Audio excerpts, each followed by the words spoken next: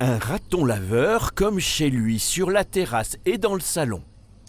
Le propriétaire de la maison a posé une cache-piège. Sans se faire prendre, le petit animal subtilisera à l'intérieur les croquettes du chat. C'est très simple, ils passent par la chatière. Et puis ils font leur vie dans le salon, jusque dans la cuisine pour manger les croquettes. Ces visites nocturnes ont débuté il y a 5 ans. On voit bien à leur comportement quand on est sur la terrasse, peur de rien, le moindre petit trou, ils s'y mettent dedans. Les croquettes, ils les récupèrent même quand on les met en hauteur. Enfin, oui, c'est compliqué. Des spécimens se seraient échappés d'un parc animalier de Gironde il y a une quinzaine d'années.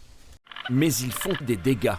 Omnivores, les ratons laveurs s'attaquent aux arbres fruitiers et aux poulaillers. Chaque année en Gironde, 300 sont capturés et euthanasiés. Même si certains, toujours aussi futés, parviennent à s'échapper.